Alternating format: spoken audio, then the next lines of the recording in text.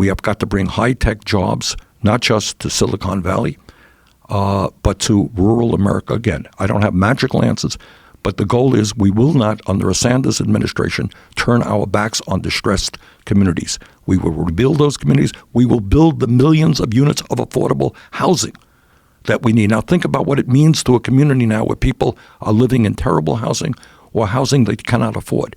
When we put young people to work rebuilding their own communities, will that become an indication of hope and optimism? I think it will.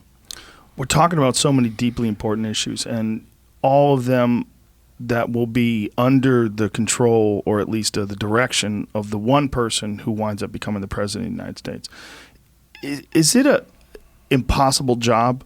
I mean, it seems like being the president, you are managing so many different aspects of our economy, our culture, our safety, our environment, international communication, and it's so in depth. How does one person do a job like that? Well, one person doesn't do it.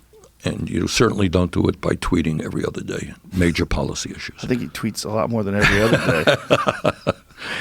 You know, what you do, and this is the way any sane president operates, is you need to be working with the smartest men and women from all walks of life who understand these issues. Every issue we have touched on, Joe, is enormously complicated.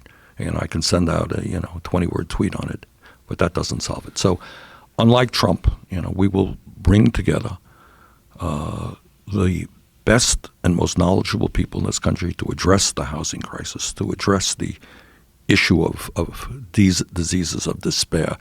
We didn't even touch on climate change, and then the future of the planet. How do we lead the world in transforming our energy system and creating the kind of jobs that we need? How do we revitalize American democracy so that instead of suppressing the vote, we're getting more young people involved in the political process? So to answer your question, it is not a one-person job, and anyone who thinks it is dead wrong. You need the help of a very strong administration that knows the issues, that comes from the ranks of the working class.